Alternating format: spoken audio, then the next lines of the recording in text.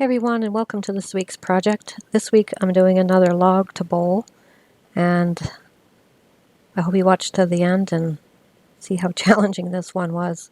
I almost gave up a lot. So stick around and see how it turns out. So you saw me a moment ago with the moisture meter, and it was 10.4%, which is good to go as far as being dry. Chainsawed off the sides, and now drilling for the woodworm screw.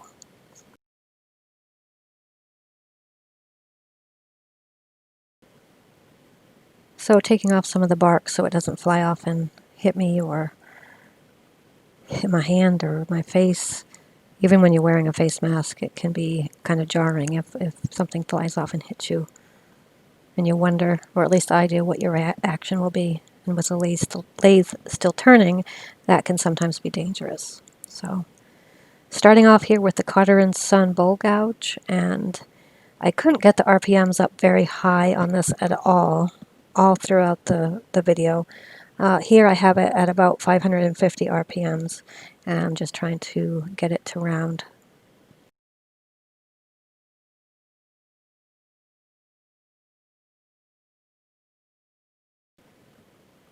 So I started out with the Cotter & Son bowl gouge, as I usually do.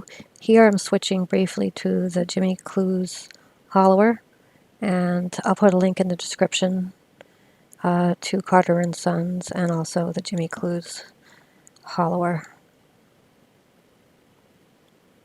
And you might ask, well, you're not hollowing.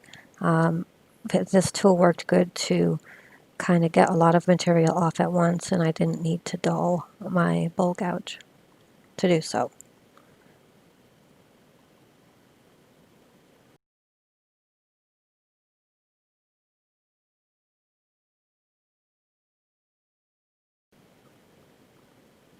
Bit of a close-up here. Again, it's not trued up yet, and I'm showing the close-up at some point so you can see me turning air, especially at the end.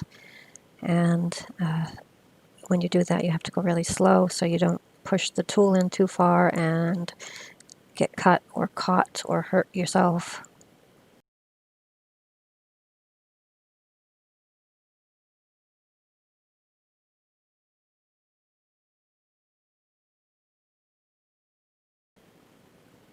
So it's looking a little better here. I got it up to around 625 here. But throughout the whole project, the whole turning, I never got it higher than 800. And I think it was really just shy of 800, which was frustrating because I usually can get it higher than that. But as you'll see, I think this project, the bowl ended up being kind of an oblong shape, oval-ish, which kind of looks good in the end. So, but it had its challenges for sure. So usually at this point in the project, you would see me making a mortise or a tenon here on the what you're seeing, where the live center is with the bark, and that's what I intended to do. But I changed my mind for a couple reasons, which I'll share in a minute. But don't get confused coming up because I do turn it around and change direction. But still truing it up here. Able to go a little bit faster here, up around 700 RPMs.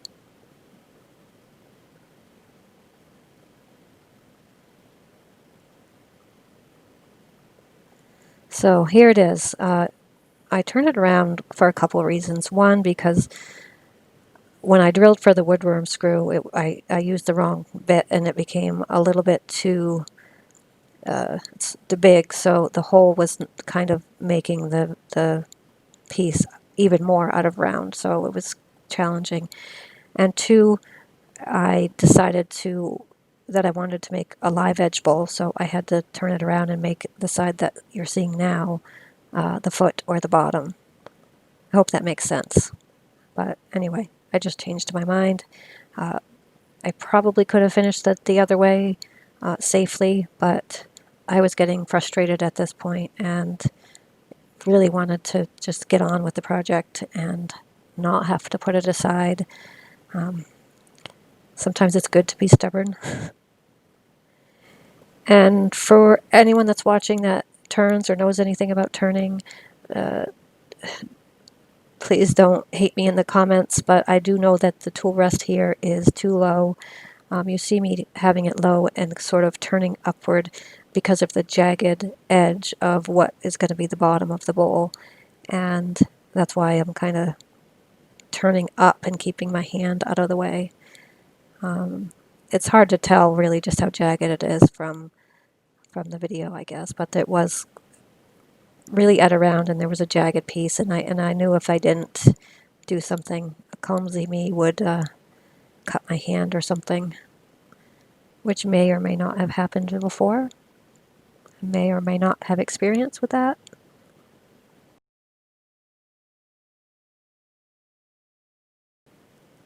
So defining the curve here with the bowl gouge. Stop to sharpen many times throughout this project, which is always a good habit to get into anyway.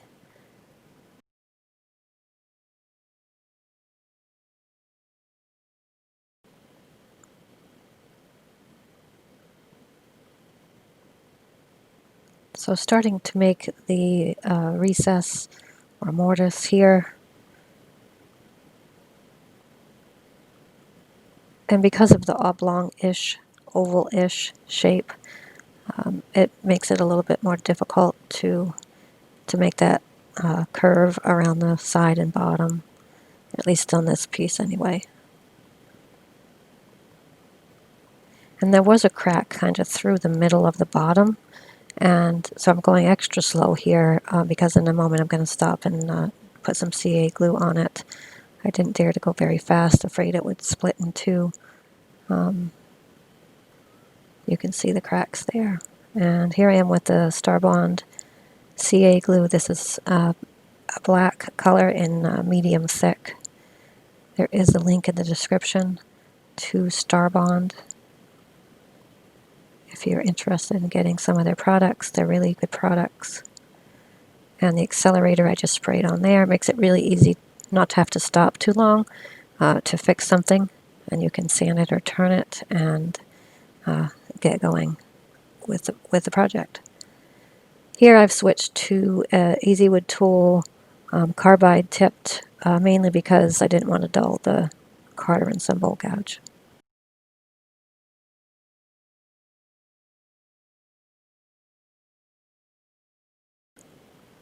So it's reverse mounted in the 4-jaw chuck, and I have the job now of hollowing it out. Here I'm just trying to smooth out the outside so I have less sanding to do. But again, because of the shape of the bowl not being round, you can see with the skewed chisel here, it's not touching all of the time, which means it's not a circle.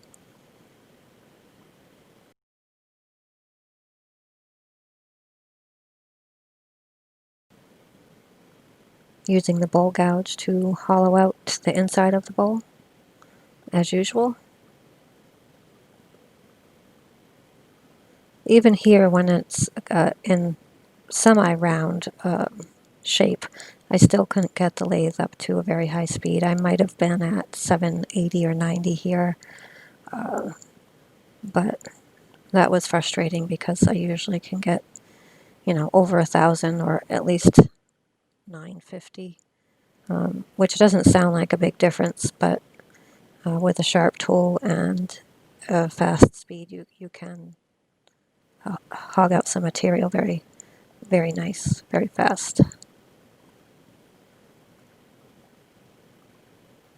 So I guess I was used to that, and I was getting impatient. And as the thumbnail says, I really did almost stop and give up at least 10 times throughout this project. But I didn't. And so here we are.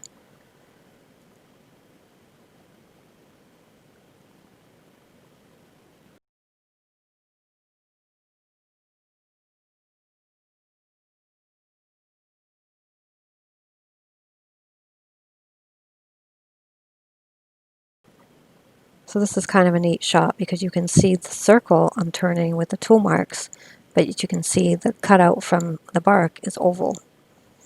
So it was just a really interesting turn. After I got over the fact that it was not going to be like other bowls I've turned, it was kind of fun.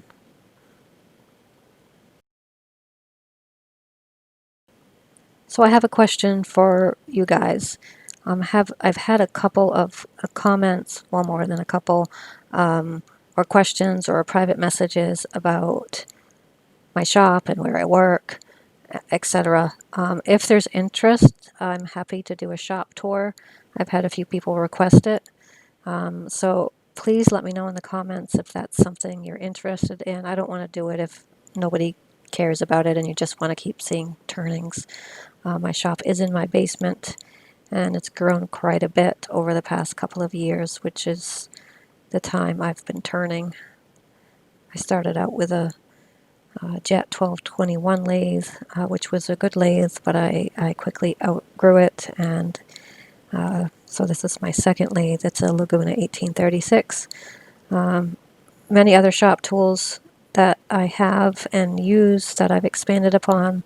So once again, if it's something you're interested in and you would like a video, please say so in the comments so I know if there's interest. I'd appreciate it.